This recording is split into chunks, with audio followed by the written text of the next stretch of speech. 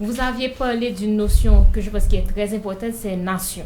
Il y a un auteur haïtien qui a parlé de ce concept, je ne me rappelle pas de son nom, mais peut-être vous êtes davantage mieux imbu que moi. Alors, il a parlé d'État-nation, État-providence et État de droit. État-nation, c'est lorsque... C'est pas Sauveur Pierre-Étienne, quelque part Non, ce n'est pas Sauveur Pierre-Étienne. Il aime le mot État-nation. Oui, beaucoup. État-nation, c'est lorsque on a un projet de société. Nous avons des valeurs qui nous cimentent, nous avons une série de mœurs, de valeurs qui nous conduisent.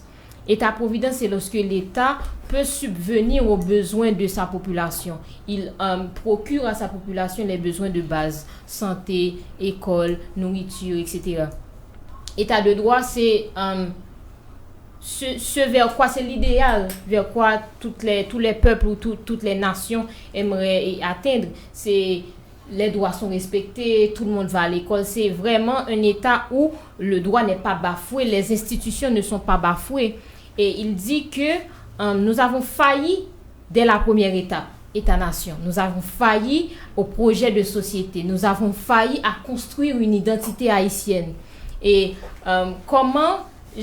J'aurais aimé vous demander, est-ce que parler de refonder l'État haïtien ne signifierait pas parler aussi de refonder l'identité haïtienne? Aujourd'hui, à l'heure actuelle où nous parlons, c'est quoi l'identité haïtienne? Être haïtien, c'est quoi? Est-ce que c'est grandir pour dire que moi, mon rêve, c'est aller aux États-Unis, c'est aller au programme de Biden, c'est une ascendance sociale que je veux? Est-ce que c'est dire que je veux reformer l'agriculture? Est-ce que c'est... Et il y a quelque chose qu'on a perdu. Auparavant, mon grand-père, il habite en zone rurale, donc je vais souvent lui rendre visite. Il a son petit jardin, c'est un coup les grandons, donc voisine, c'est un coup famille liée. Est-ce que on a quasiment perdu tout ça? Donc c'est comment pourriez-vous répondre à cette question? Est-ce que refonder l'État ne signifierait pas refonder l'identité haïtienne même? Donc c'est ça, merci. Vous notez, on prend Oui, on prend une autre. James. Professeur, a priori, j'aimerais vous féliciter pour votre si belle présentation. Alors, pour un portée historique que vous avez fait, et après 1804, nous connaissons Haïti, lui-même qui prend l'indépendance, et tout ça comme étant le berceau de la liberté. Et en 1915-1935, nous avons sous l'occupation américaine. Tout ça, et économiquement, le pays a pris un pile gros baf. Et ensuite, est-ce que nous capables, dans le refondement Haïti, ça, ou bien refondement de l'État, est-ce que, qui gens nous-mêmes nous capables de travailler, bien pour nous capables de refonder le système économique haïtien? Bon, Madame Fanon, la prochaine fois qu'on m'invitera à parler de cela, je vais vous inviter à prendre la parole en lieu et place de moi. Parce que je crois que vous avez très bien décrit la situation. Il faut qu'on soit une nation, de manière à construire une identité, et cette identité doit être l'obligation pour nous d'être un peuple. Tout ce qui suit après État-providence, État de droit, découle même de l'existence de la nation et de l'existence du peuple haïtien. Moi, je vous dirais que nous n'avons jamais réfléchi sur l'ontogenèse du peuple haïtien. Qui sommes-nous?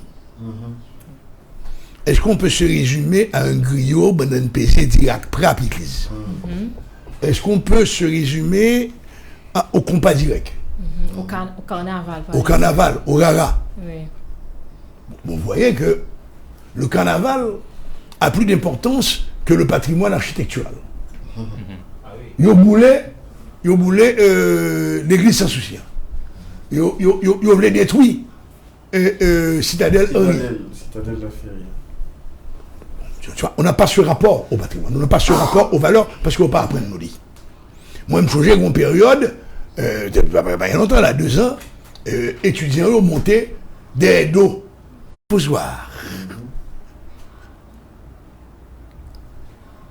Voilà, c'est ça. Et vous le traduisez si bien. On ne peut pas avoir un État responsable, un État qui a pour obligation de répondre aux besoins de sa population, un État qui prône le droit si, au départ, la nation n'existe pas et le peuple haïtien n'est pas identifié à ce qu'il est. Est-ce que maintenant, et c'est le danger, chère Madame Fanor, notre jeunesse, une partie, je ne peux pas généraliser, pas pile tennis, moi plutôt pour Madame moi. Donc c'est la chosification de la femme. Et puis déshumaniser la femme. Oui. Et puis loin, c'est pas n'importe qui femme, Madame moi. Donc c'est nous qui avons petit là. Tennis c'est bien important. Excusez-moi, je vais te.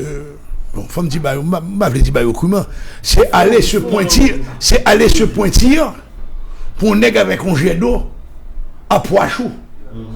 Même en bas machine. Donc c'est-à-dire que le sexe est quasiment catégorisé comme un moteur de véhicule. Ou un carouache. C'est la banalisation. Exact. Quand on banalise l'humain, on banalise la culture, on banalise tout. C'est-à-dire, est-ce que nous sommes des êtres humains? Et je crois que je vous dirais de continuer à travailler là-dessus et de continuer à tenir ce discours. Avec vos camarades, travaillez là-dessus, dites-le. Parce que il nous faut l'ontogenèse. C'est qui sommes-nous? Jusqu'à présent, par contre, ça nier. Moi, je travaille sur les marrons. Et j'ai oublié le nom de l'auteur. Il y a un auteur qui a reçu un prix d'une maison d'édition, Mamdil Deschamps, qui a dit que les marrons ne sont un ensemble de vagabonds. Or, moi, je qualifie les marrons comme les pères fondateurs de la patrie. Absolument, absolument. Le marron, pour moi, c'est l'hommage à l'indocilité. Oui. On est... Et même terme pour faire marronnage, là, il mal utilisé. Il mal utilisé. Ah, ouais. Nous prenons marronnage quand c'est coquinage. Voilà. C'est pas parce que Duvalier a dédié un monument au marron inconnu, pour nous associer marron à un mouvement de négrisme, il y a une différence entre la négritude et le négrisme, et à un mouvement de Duvalier, de récupération. Or, Duvalier est intelligent. Le fait que le reprend marron, il a encore, une fois après le Macoute, fait plaisir à la masse paysanne, qui identifiait lui-même à marron. Comment comprendre que des marrons qu'elle réfugié dans le Baourico, dans la région de Jacmel, obligés, gouvernement français et gouvernement espagnol, viennent négocier avec eux que zone ça a son territoire indépendant. Et Baourico résistait pendant près de 80 ans. Ils ne vont pas prendre nous ça dans l'histoire. On crie Jean Marron comme un vagabond. Comment peut-on associer toute malpropreté de l'haïtien au marronnage? Mais le marronnage est beauté.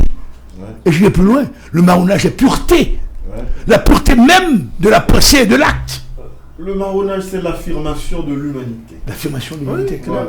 J'aime cette phrase, c'est l'affirmation de l'humanité. Donc moi, je vous recommande de continuer à creuser et de travailler là-dessus. La question de notre ami, la refondation de l'État en même temps que la refondation de l'économie, comment est-ce possible? Ça, en gros, c'est ça. Bien sûr. Oui. Attends, on pas gagner l'État. Parce que, tu vois, en Haïti, on nous fait ressasser, comme des Jaco répète, qu'il y a une crise politique. La crise politique existe parce qu'il y a une crise sociale, une crise sociétale. Il y a une crise culturelle. Oui, c'est fort. Moi, je le dis souvent, demain matin, éliminer barbecue, dans 2 ans, vous allez avoir Cabrit Boucanin. Il me dit non. On poupait sans tête. Elle avait une brosse et elle brossait les cheveux. Vous voyez comment l'imaginaire de cet enfant se construit un monde factice. J'étais, dans les années 95-96, professeur à l'école normale des pères salésiens en bas sous boulevard Jean-Jacques Dessalines. J'avais un étudiant que j'adorais, mais emmerdeur comme lui. C'est le seul, à mon avis, qui lisait les photocopies que je donnais. Quand j'avais cours, il n'arrêtait pas de poser des questions, mais c'était intéressant. Un jour, j'arrive mardi, il n'est pas là. Je dis, écoute, tel n'est pas là, est-ce qu'il est malade? On me dit non, depuis lundi, il n'est pas venu. Le mercredi, il y avait 2 cours, le mardi après-midi et le mercredi. Le mercredi, je me tout. La semaine prochaine, je me retournais, au mardi, je le vois me boucher sur lui, il me dit, le sac passe où? Est-ce que tu es malade? Il dit non, quand il m'était déchiré.